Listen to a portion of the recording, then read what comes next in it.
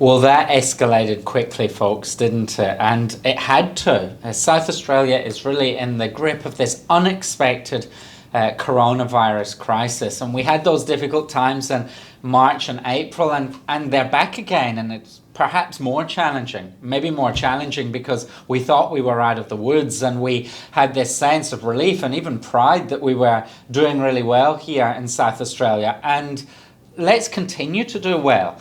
I think there's a real opportunity for South Australians to demonstrate that we can quickly get on top of this outbreak. We've got a very problematic cluster in the northern suburbs of Adelaide, and it has the potential to spread very quickly. We've heard from Dr. Nicola Spurrier, we've heard from Grant Stevens, we've heard from Premier Stephen Marshall, and they've all said that the particular strain of this virus that we have in Adelaide at the moment, which we know originated from one traveller who came here from the UK and was held in a Medi hotel, and unfortunately that has escaped from the hotel. We know that that strain is particularly contagious, and so we've had to make some extremely difficult decisions. We have had to put our state into this lockdown for the next 6 days, and from midnight tonight we are going to have to change the way that we do life here in South Australia, and it will be difficult, it will be different, but we just have to get on with it, because I do have every confidence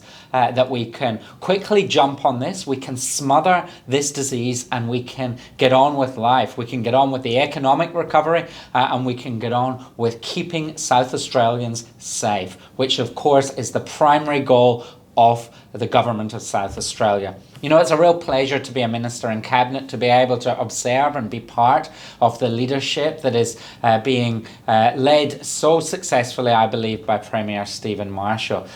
People say, and I've heard lots of people say in recent months, there's nowhere else I'd rather be than in South Australia. And even though we've had this setback, I can say confidently that there's still nowhere better to be than South Australia, because we've got the systems, we've got the contract tracing, we've got the medical science to get on top of this and get on top of it quickly. And we will get on top of it, and life will get back to as normal as it can be as quickly as possible.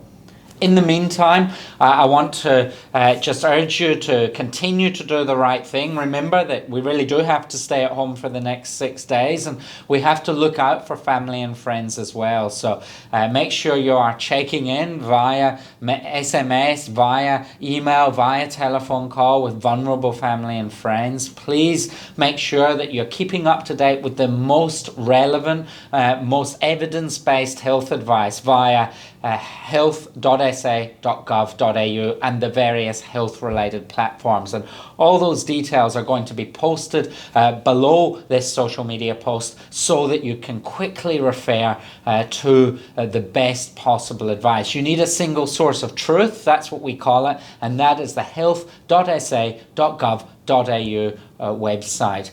This is a challenging time for us, but we will get through the other side. We'll get on to a great recovery and we'll rebuild stronger than before.